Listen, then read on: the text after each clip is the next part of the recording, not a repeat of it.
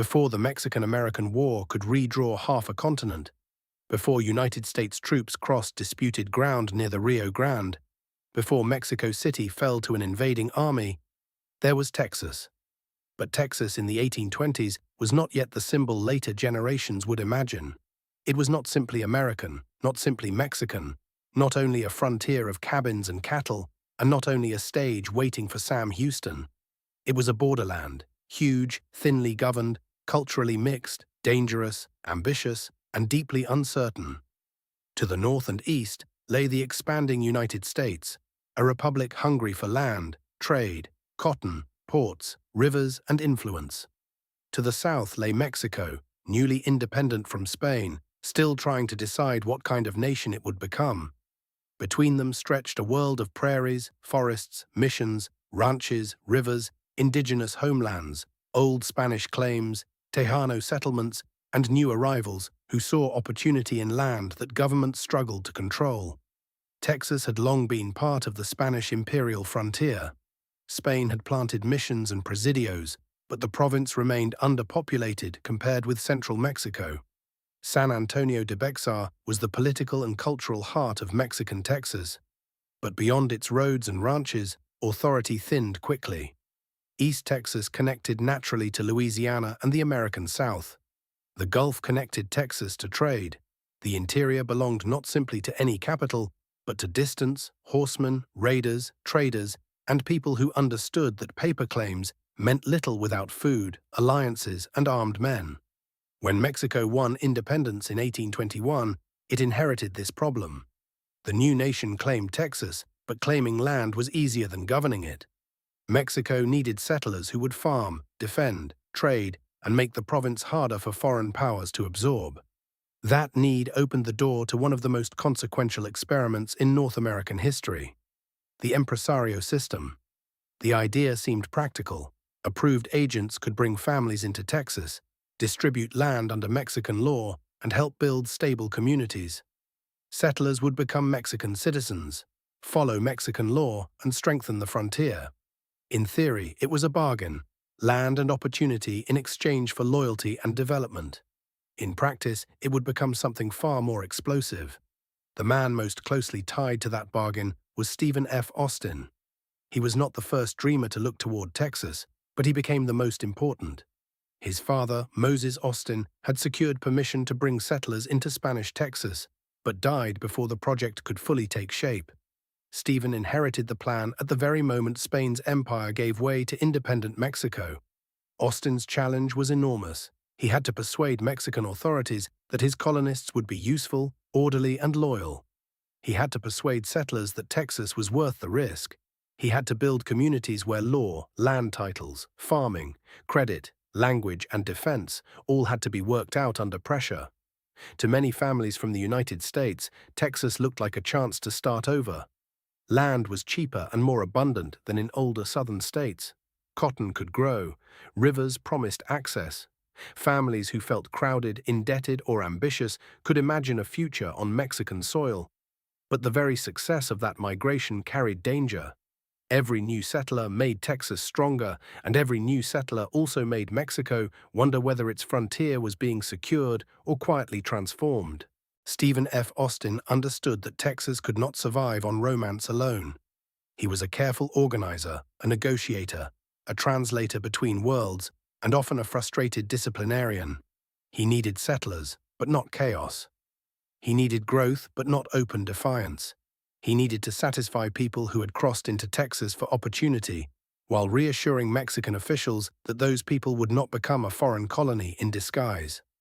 Austin's first major group of settlers became famous as the Old 300. They received land grants and began building farms and settlements along the Brazos and Colorado rivers. Their world was not easy. Cabins had to be raised, fields had to be cleared, crops failed, floods came, disease traveled quickly. Credit was scarce, tools mattered, salt mattered, mills mattered. A lost horse could mean hunger, a misunderstanding over land could become a feud. The settlers also entered a place already inhabited and contested. Tejanos had deep roots in Texas. Indigenous nations, especially Comanche power in the plains, shaped the practical limits of settlement. Mexican officials had their own priorities. Traders, speculators, smugglers, and adventurers moved through the region. Nothing in Texas was simple. Austin tried to keep order by making himself indispensable. He mediated land disputes, communicated with Mexican officials, urged settlers to obey the law, and warned against behavior that would confirm Mexican fears. At times, he sounded less like a revolutionary than a man desperately trying to prevent revolution. He knew that the colony's future depended on trust. Mexico's Constitution of 1824 created a federal republic. For many Texans, that mattered deeply. Federalism meant power divided between the national government and the states. Texas was joined with Coahuila as the state of Coahuila y Tejas. Many colonists hoped local rights would be protected through that federal structure. Tejanos and Anglo settlers could disagree about many things, but many shared fear of distant central authority. Still, tensions were visible from the beginning. Many Anglo settlers spoke English, practiced Protestant forms of worship despite Catholic expectations, and carried customs from the American South. Most explosive of all was slavery. Mexico moved against slavery in ways that collided directly with the cotton ambitions of many settlers from the southern United States. Legal workarounds and exemptions delayed the confrontation, but they did not erase it. The issue remained a moral, economic, and political fault line beneath the colony. Immigration also became a crisis. As more people entered Texas from the United States, Mexican leaders began asking a hard question. Was settlement strengthening Mexico or preparing the ground for annexation by the United States? That fear was not imaginary. American interest in Texas had existed for years. Some Americans believed Texas should have been included in the Louisiana Purchase. Others saw it as the natural next step of expansion. Land speculators watched closely. Politicians watched carefully. Mexico had invited settlers to stabilize a frontier, but it had also invited the ambitions of a neighboring republic. Austin remained loyal to his project. He believed Texas could flourish within Mexico if the government respected local needs. But with every year, the balance grew harder to hold. To understand why Texas moved toward revolt, we have to look beyond Texas. Mexico itself was struggling to become stable after independence. The country had inherited the wreckage of colonial rule, regional divisions, financial strain, military ambition, church influence, competing visions of government, and a vast territory difficult to administer. The question at the center of Mexican politics was not small. Would Mexico be a federal republic where states held meaningful power, or a more centralized nation where authority flowed from the capital? Federalists feared tyranny from the center. Centralists feared fragmentation and disorder. Both sides believed the survival of the nation was at stake. Texas sat inside that argument like dry grass near a lantern. Its population was distant from Mexico City, culturally mixed, and increasingly tied to the United States. To centralists, that made it dangerous. To federalists in Texas and Coahuila, it made local self-government essential. A strong local voice, they argued, was the only way to keep the frontier loyal. Mexican officials faced a dilemma. Texas needed population and defense, but immigration from the United States was changing its character. The law of April 6, 1830, tried to slow that process. It restricted further immigration from the United States, encouraged settlement by Mexican and European families, and aimed to strengthen customs enforcement and military presence. To many Anglo-Texans, the law felt like betrayal. They had entered under one set of expectations and now saw the door closing behind them. To Mexican leaders, the law was a defensive measure. The United States was not a harmless neighbor. It was expanding, negotiating, buying land when it could, and pushing settlers westward even when diplomats moved more slowly than wagons. Customs enforcement became another source of anger. Settlers who had grown used to loose frontier conditions resented duties, inspections, and officials. Ports and trade routes became political flashpoints. Men who might accept Mexican sovereignty in speeches could resist Mexican enforcement when it touched their pockets. There were also cultural grievances. Language barriers mattered. Distance from the state capital mattered. Access to courts mattered. Local defense mattered. Texans complained that they needed better legal systems, better protection, and separate statehood from Coahuila. Many argued that Texas was too different and too distant to be governed effectively as part of the same state. None of this meant rebellion was inevitable. Many Texans still wanted reform inside Mexico. Many Tejanos opposed centralism while remaining committed to Mexican federalism. Austin himself tried to work through petitions and negotiation. But the political ground was shifting. More settlers arrived. Mexican suspicion hardened. Local activists organized. Newspapers and meetings sharpened grievances into arguments. Arguments became demands. Texas was becoming a place where loyalty depended on which Mexico people believed in: the Federal Republic promised in 1824, or the centralizing power rising behind military leaders in the 1830s. In 1832 and 1833, Texans gathered in conventions to debate their future. The demands were not all revolutionary. They wanted repeal or modification of the immigration restrictions, better local government, tariff relief, protection, and separate statehood for Texas within Mexico. Stephen F. Austin carried those hopes to Mexico City. His mission was delicate. He was not going as a general or a rebel chief. He went as a political representative, a man trying to persuade the Mexican government that compromise could preserve loyalty. Mexico City was a world away from the Texas settlements. In Texas, authority often felt improvised. In the capital, politics moved through ministries, factions, military pressure, and national crisis. Austin waited. He petitioned. He argued that Texas needed practical reforms. He tried to show that ignoring Texas would be more dangerous than accommodating it. Some of his requests gained traction, but delay wore him down. Frustrated, Austin wrote a letter suggesting that Texans should organize a state government if their petition failed.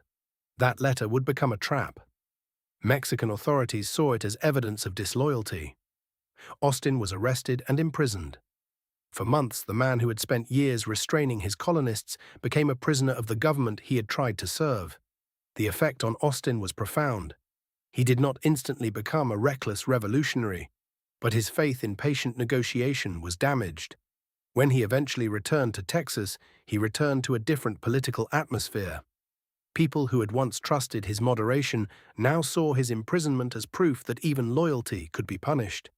While Austin waited in Mexico, Antonio Lopez de Santa Anna rose at the center of Mexican politics. Santa Anna was brilliant, theatrical, opportunistic, and difficult to reduce to one label.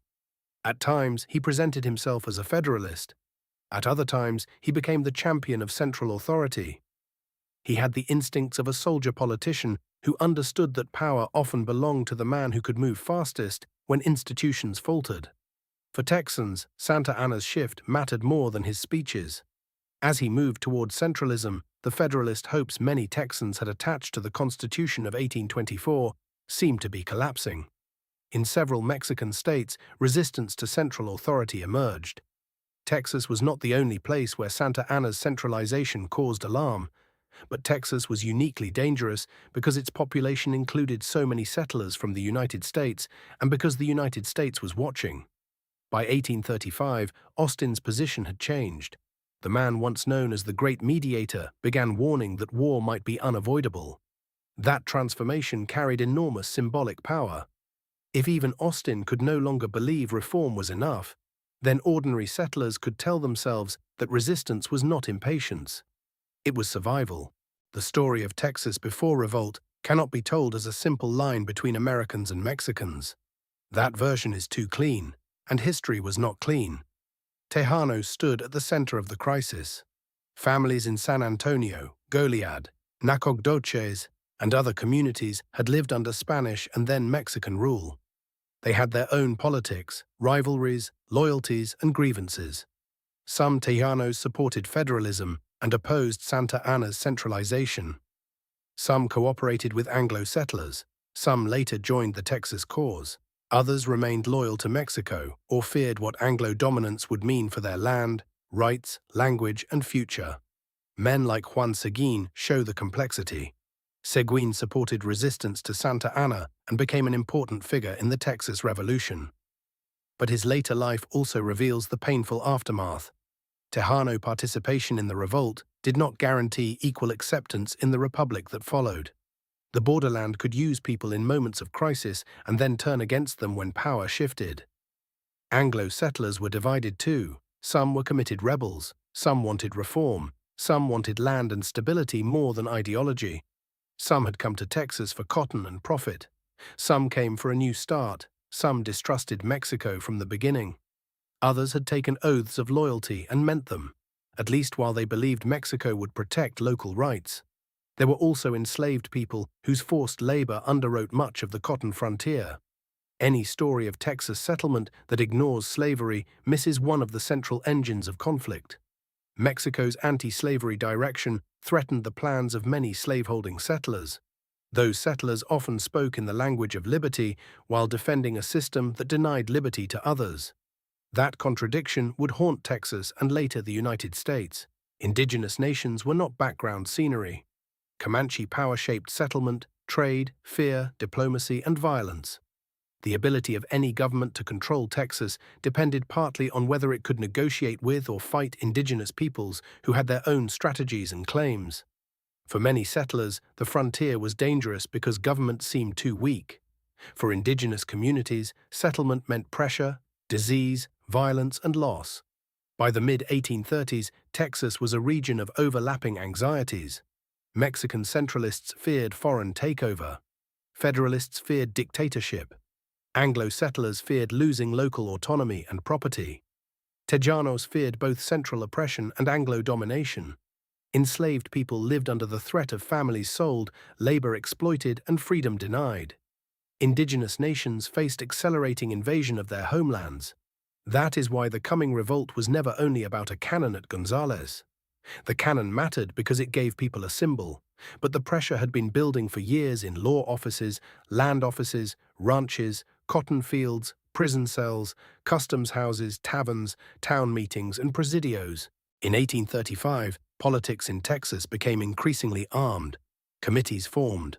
Local meetings debated whether to resist Mexican troops. Militia companies organized. Rumors moved faster than official orders. Every arrival from the interior brought new reports about Santa Anna, centralist authority, and the fate of federalism elsewhere in Mexico. Mexican commanders understood that loose talk could become rebellion. They needed to secure weapons, restore obedience, and remind Texas that national authority was not optional. Texans, meanwhile, understood that surrendering weapons could mean surrendering leverage. The frontier had always been armed for hunting, defense, and survival. Now those weapons became political. San Antonio de Bexar mattered because it was the old center of power in Texas. Whoever controlled Bexar controlled a symbol and a strategic position. Mexican forces there could pressure settlements. Texan volunteers could not ignore it.